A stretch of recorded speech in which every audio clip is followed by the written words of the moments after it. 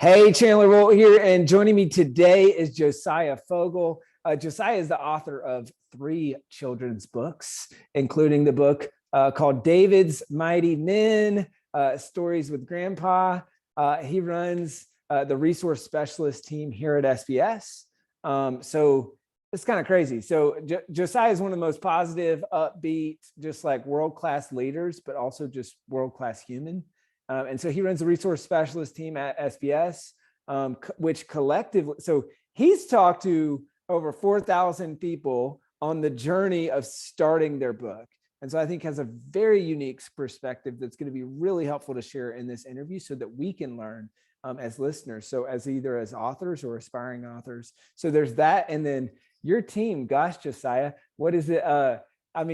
Talk to dozens, if not hundreds of people per day that are on their journey to writing a book. So, just really on the front lines. So I think that's going to bring some great insight. We're also going to be talking about children's books and writing a book that's part of your legacy.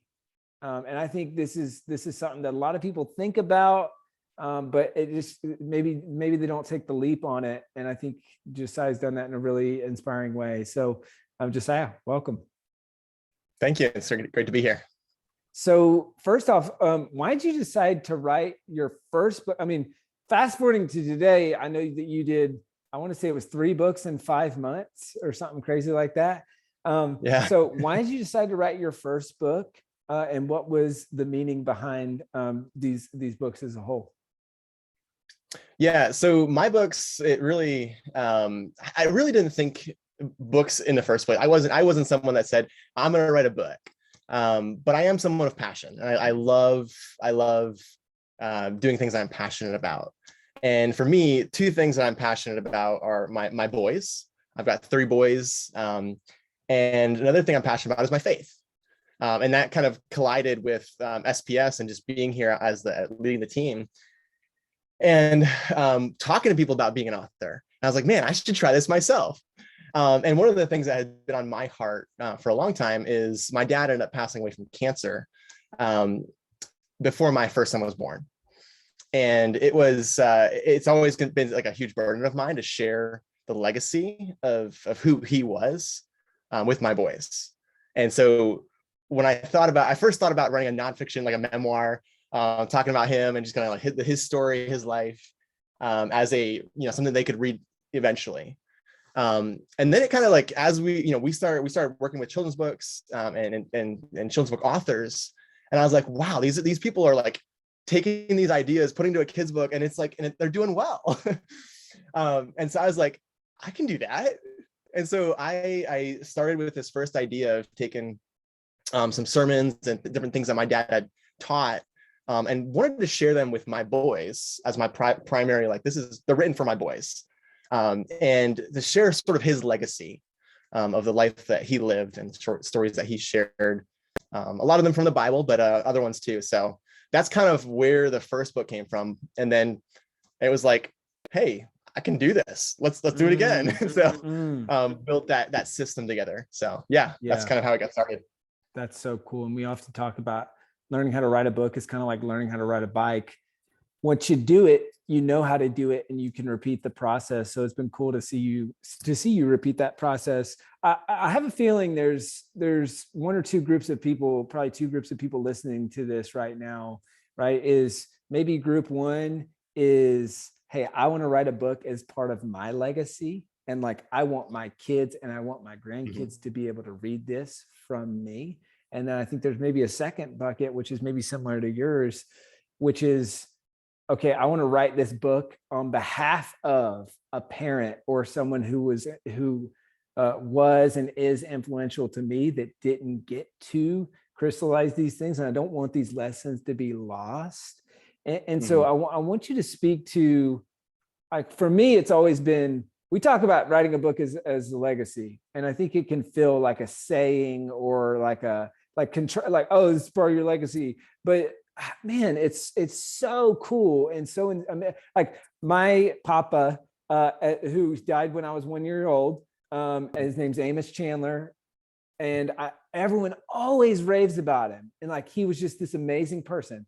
And I've always thought, I'll never learn a lot of the things that or what made him amazing. And the only things that I will learn, or maybe if it was passed down by my mom primarily, it was her dad. And so I've always been like, man, I wish he would have written a book. And so can you speak to that, like jumping out in faith and writing a legacy book? And especially because I suspect that people might be listening to this and say like, oh, if this is just for my kids or my grandkids, some people that's like, oh, that's all the motivation I need. I'm all in. Who cares how many copies it sells? But a lot of times it can be easy to get sucked into like, am I writing the marketable book that's going to sell copies and lose sight of this, which is like, hey, this is true impact. So what would your advice be to those folks who are thinking about writing a legacy book, and how did you come to kind of that conclusion? Yeah. So I mean, I like the question, because it's been an experience, it's been a journey. Like it surely has. And I mean, you've probably seen my rebranding that I've done on the first book, really to figure out, okay, how do I make this more than a legacy book? How do I make sure that, broaden this impact? And that's been a fun journey too.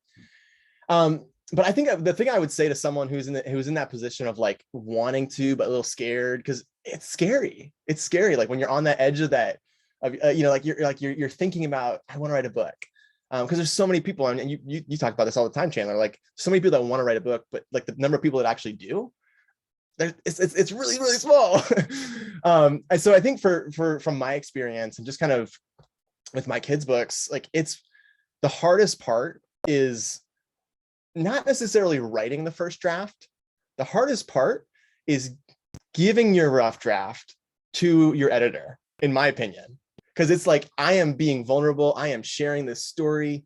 And it's like, I don't think it's that good. Like there's that imposter syndrome. There's so many things that are on that, like that are right there, that go through your head at that moment, that holds a lot of people back.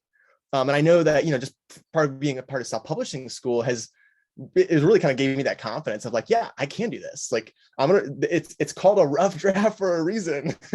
And for me, just kind of like my rough draft was like, I'm a hands-on person. I'm a kinesthetic learner. So I printed out like my 32 pages and I like wrote on them. My editor was like, that's what a cool idea. Yeah.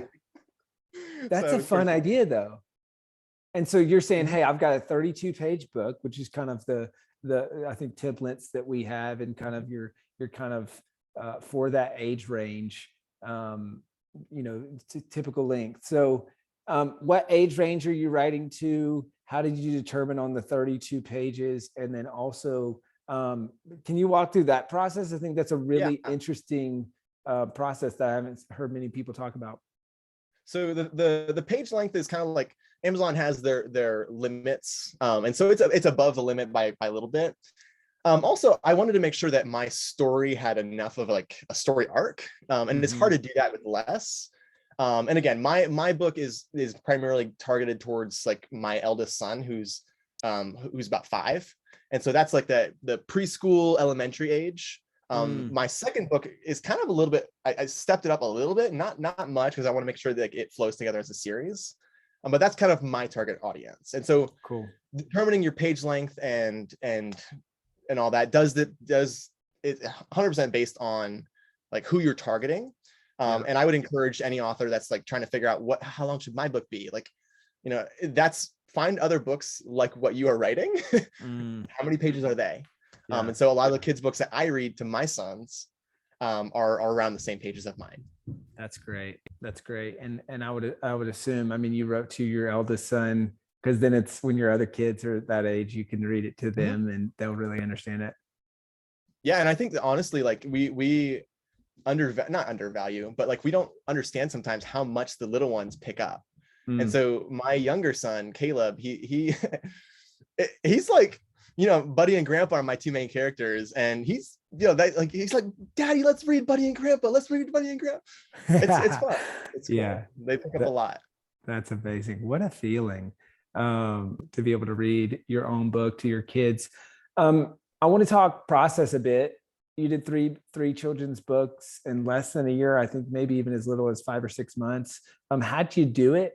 And any tips for people who are on how to move through the process quickly, but still produce a quality book?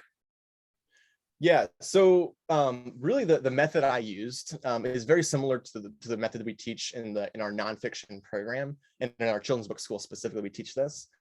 Is really just kind of getting the ideas out and doing that sort of that mind dump or idea dump, that mind map.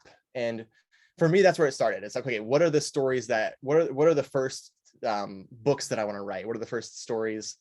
And then from there, I did that kind of like just wrote down all the ideas.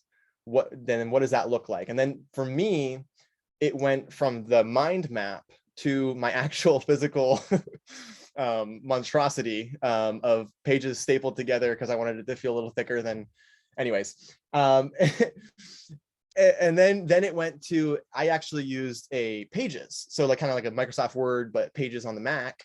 And I worked very closely with my illustrator. On my first book, it was a little bit of an interesting experience because I was getting the pictures as I was writing the story, which I don't recommend. I recommend actually knowing what pictures you want before you like get the illustrator to participate, because it'll go a lot faster, like it did with my book 2 and 3.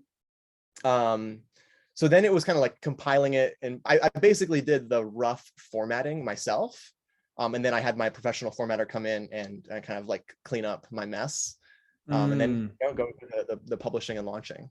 Got it. And so you mentioned one small thing there that I think is important. You said you recommend finding an illustrator before you move into the formatting piece, or did you say before you even write the draft? What point do you pull in the illustrator?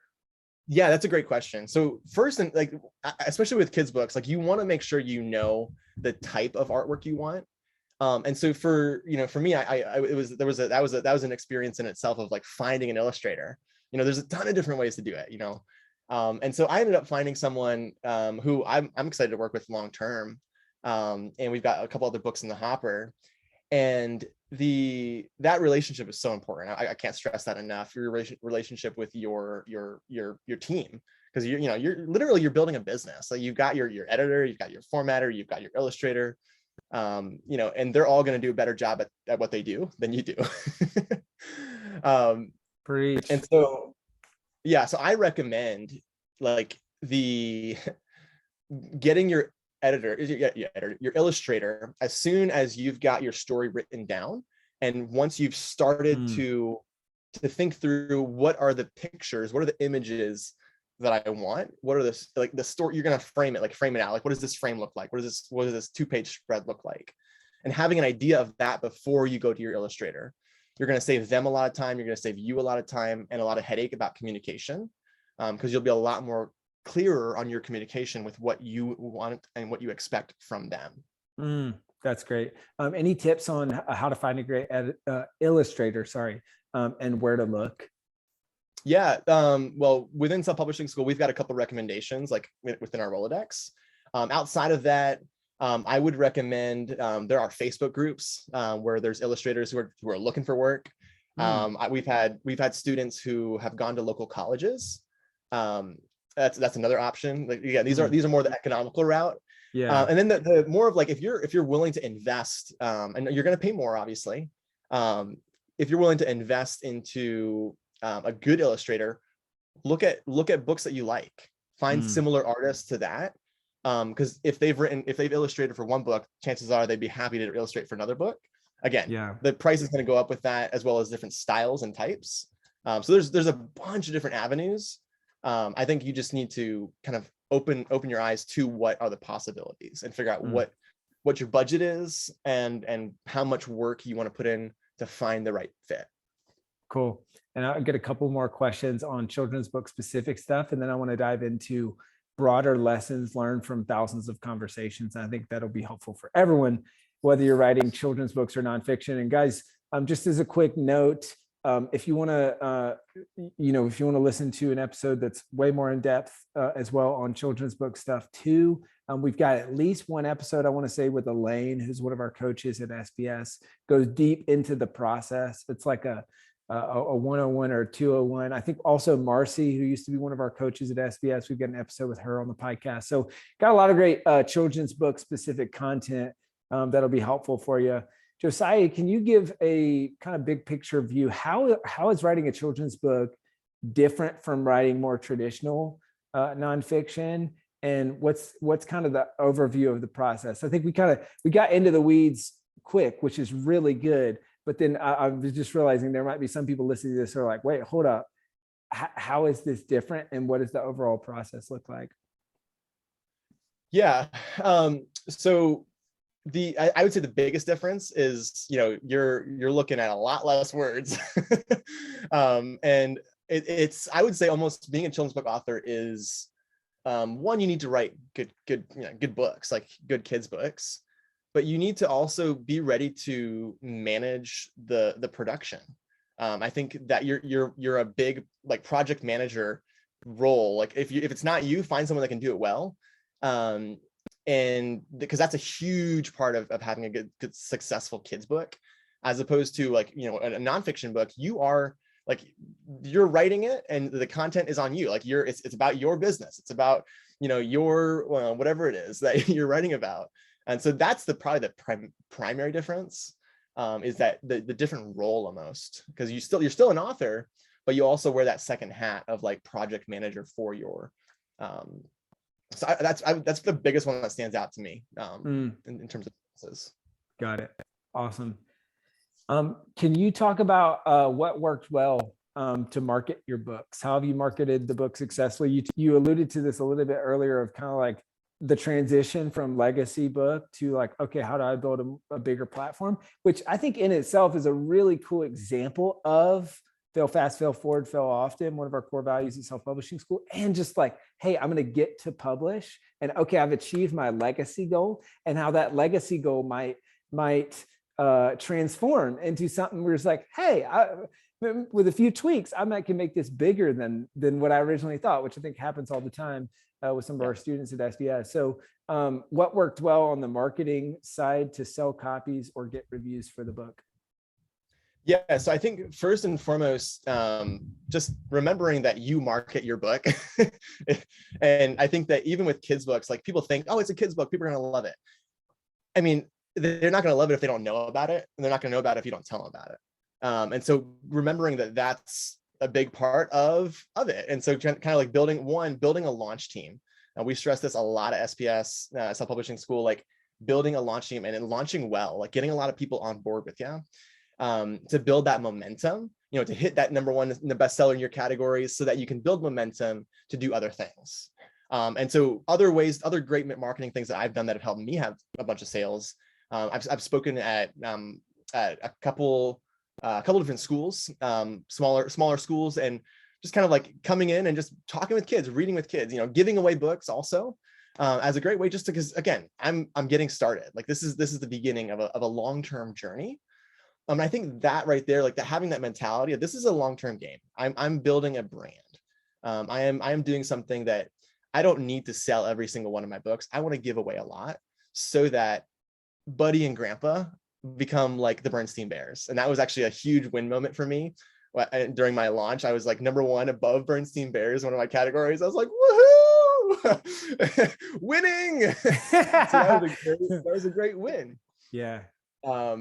And yeah, just like the continual mentality of like, I need to continue to do things to move this forward, in terms of, telling people about it, having it be a part of who you are. Now, I mean, like once you write your books, you're an author, you're a children's book author, or you're a nonfiction author. So like doing that is a huge part of just being an author and building your brand.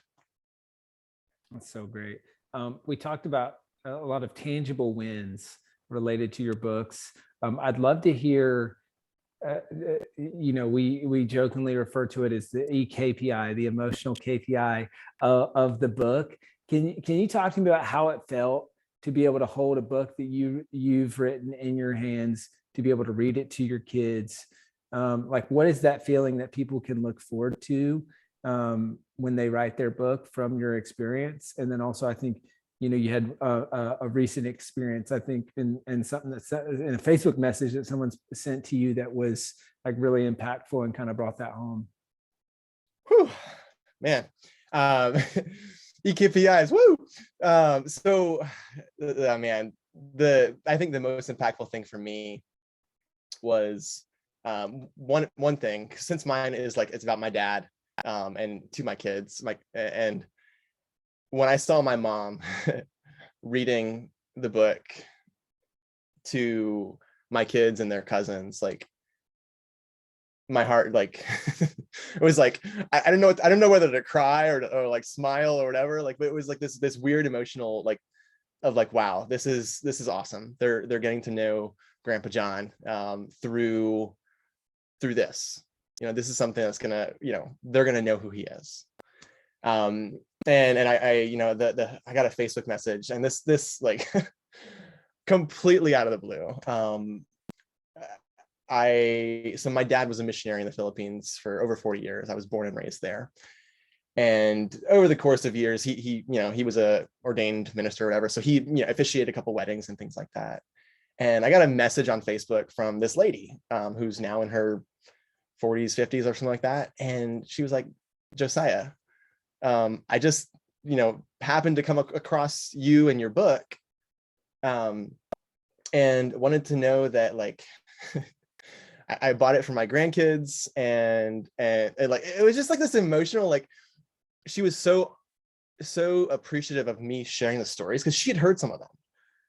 And it was just like this, like, I was like, oh my word, like, my book is like, it's literally like impacting people that I've never met. I wasn't even born yet, probably. But it's like changing the lives of her grandkids too. And it's just so cool to think about that, and to think about, like, this is not going to just be for Liam. This is going to help other people, have and cherish more of a relationship with their family, with their grandparents, and get them excited about learning things and kind of growing themselves. So it was a huge win. It made it all worth it. Yeah, that's incredible. And we talk about all the time, books change lives, and the power of leveraged impact. When you take the time to create this book, that book goes on to impact thousands, tens of thousands, maybe even millions of people, right? And it's a short-term sacrifice for a long-term asset. And that, you did these books in a relatively quick amount of time, but now this is something that will forever be out there for your kids, for their kids, for the kids and grandkids of people that you've never even met, but that your dad and your family has impacted. It's a really beautiful thing. And so that's, just really, really cool to see. I want to pivot a little bit. I want to go to biggest takeaways from talking to aspiring authors. So, you've had over 4,000 calls or thereabouts with aspiring authors over the years. And so for those who are listening and aren't familiar, so Josiah and his team are one of the first people that aspiring authors that enter our world talk to. And so you've interacted with us in some way. You said, hey, I'm interested. They're often the first person that you talk to. And what I think is really cool is, for a lot of people, it's the first person they've ever talked about this book with, which is a really cool and can be an intimidating thing, but also a very exciting thing, because it's a jumping off point of their book writing journey. And so, guys, you'll have an opportunity to book a call here with Josiah in just a minute. But I want to distill some of the lessons from these calls. So, first question, Josiah, what's the number one challenge that you see aspiring authors face? Maybe it's a recurring theme that comes up on these calls, or something that keeps people from getting started. Yeah, that's a great question. When I talk about it all the day, all the time, really. I think the first thing, and this is probably the biggest one, is people like they come in and it's just like, I don't know what I don't know, Chandler. Like, I don't know what I don't know. And it's like having this, like, I want to do this, but I have no clue how to go from where I'm at now to being published. And what does that even look like? What does the process look like? And one of the things that, in relation to that, like, part of my job is just helping people take the best next step, you know, like, and giving them the resources and tools they need to do that. And you know, that comes into various forms. A lot of times it's like recommendations, like, hey, let me make this recommendation for you. You know, read published, you know, listen to this audiobook, you know, like, and so that's one of the things I love about my job. Yay. Is being able to like make genuine recommendations to people for the best next step for them. And so I think getting stuck on not knowing what the next step is a huge thing. I think another big one is the imposter syndrome. Like, who am I? Like, they want to, but it's like, who am I? Who am I to do this? Is anyone going to read it? You know, these are things I hear all the time. Like, you know, they may not be said, but they are definitely like the underlying issue. It's like that. Am I good enough? And then I think that the last one is we could bucket it as like procrastination, of like, is now the right time? Especially for my team, as we talk to people and they're just getting started. Because a lot of times people are like, you know, yeah, this is a great idea, Josiah. I love what you guys are doing. Well, I'll do this in a couple of weeks. I'll do this in a couple of months. I'll do this in a couple of years. I've been here long enough now where I've talked to some of those people 2 years later. Yes. And I no kidding, I was on the phone this morning with a guy, his name's Aaron, and he and I talked a year ago. And it was really cool because he actually took my recommendation then and made a ton of progress with some of the resources I had sent him. And he's like, Josiah, I'm ready. And so he's a part of our program now, which is awesome.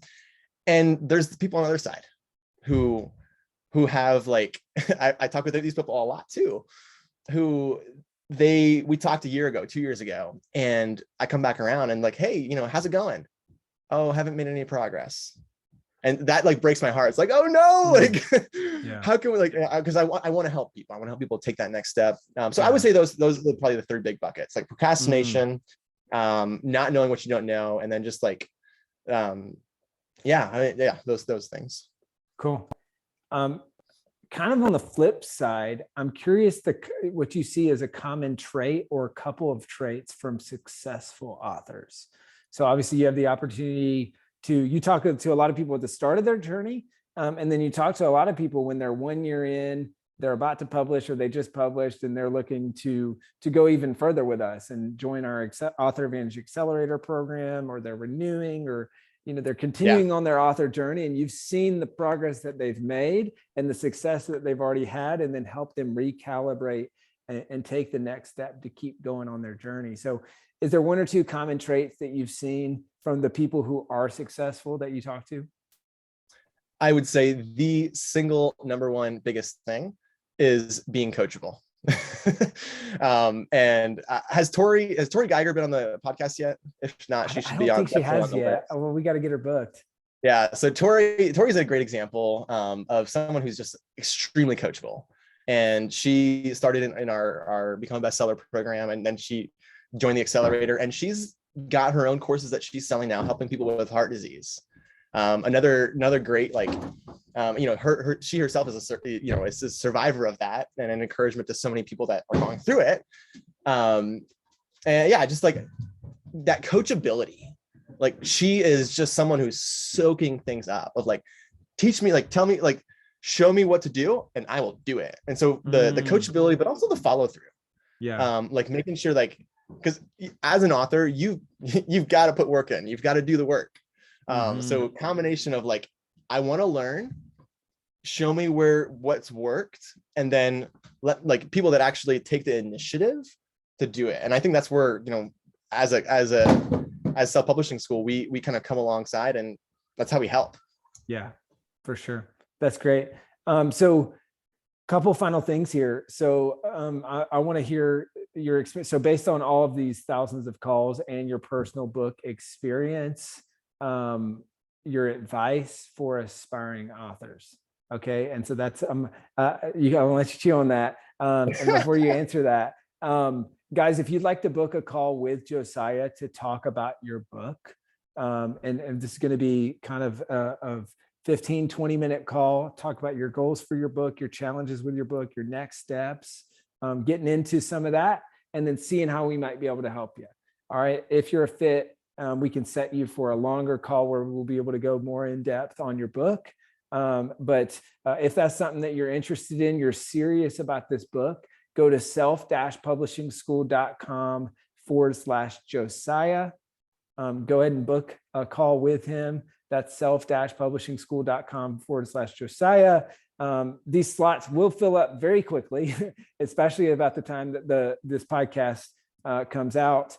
So I'd encourage you to book a call right now. Go ahead and grab a time, self-publishingschool.com/Josiah. So knowing what you know now, Josiah, from these thousands of calls and from your own experience with your own books, what's kind of your advice for aspiring authors? I think it centers around the actually taking action. I would say take action. That's the one thing I would say, and that can mean a lot of different things for a lot of different people. For most people that are authors, that are aspiring authors, it's getting that rough draft done.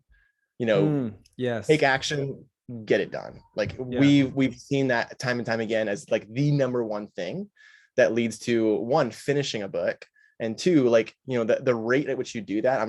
I don't know what the correlation is 100%, but I'm pretty sure it's pretty high of getting that done quickly to being able to launch that and leverage that successfully and well. Yeah. So focus on the rough draft, take action, and get started. Josiah, any thoughts for people who are thinking about booking a call with you and kind of taking that leap of faith to actually talk about their book and start moving from inspiration to implementation? Yeah. Like, first and foremost, like, don't be afraid. I'm not going to bite. It's virtual. I can't bite over the phone, but no, like, if you're curious about, like, what does it look like? How do I take a step? Like, I hope you hear my heart. Like, I want to help. Like, that's maybe my heart is too big in that way. I want to help everyone. But honestly, like, whatever it ends up being, whatever the recommendation is, it'll be something that is genuinely from my heart to help you take one step forward. Awesome. Well, so guys and girls, if you're thinking about this and getting going with your book, let's move from inspiration to implementation. Right? It's time to start thinking about, to stop thinking about the book, dreaming about the book, putting it on the maybe someday list, the maybe next year list. And it's time to implement and take action, as Josiah said. So you can book a call with him at self-publishingschool.com/Josiah. We're all about action at Self-Publishing School. And so we want to help you take the very next step that works for you. So maybe that's working with us to help you with your book. Maybe that's some of the free resources that we can provide to help you. Either way, Josiah is going to help pair you up with that. So Josiah, where can people go to buy your books and to support your books? Is it anywhere books are sold? Is that what we're supposed to say? Yeah. So if you guys want to know more about, like, my series, obviously you can get them on Amazon. Storieswithgrandpa.com. I don't know why it wasn't taken, but it's now taken by me. So storieswithgrandpa.com is my website. It's a work in progress, guys. So don't hate on me. But you can find my books there. You can find a little bit about my story, my dad's story. And also you can also book a call through that website to my calendar. So pretty cool. Oh, cool. Storieswithgrandpa.com. And then Josiah, is there one book that you recommend as the starter? Kind of like I guess we didn't get into this a ton, but who's the book for? And which one would you recommend purchasing first? Oh, so I would definitely recommend David's Mighty Men if from my books. Mm-hmm. Yeah. So I would David's Mighty Men. It's my first book. I think it's a great book personally. And it also sets the stage for book 2, and then book 3 is more of a journal. But it's I would say book 1, then book 2, then book 3 maybe. Cool. And this is for people who want to teach their kids about faith. Mm-hmm. Yeah. Cool. So we dive into stories from the Bible.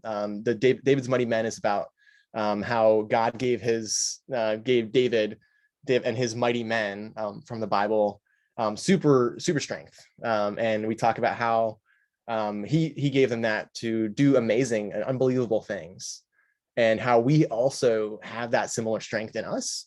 If we're believers, if we believe then we can do awesome things too. And it doesn't have to be as elaborate. Sometimes it might mean sharing toys with our brother.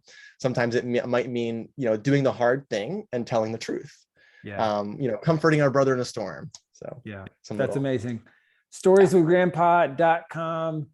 Grab a copy of the book. And if you'd like to book a call with Josiah to talk about your book, like you mentioned, you can do it from that site or go to self-publishingschool.com/Josiah. That's JOSIAH. Josiah, you're the man. Thank you. Thanks, Chandler. Appreciate the time.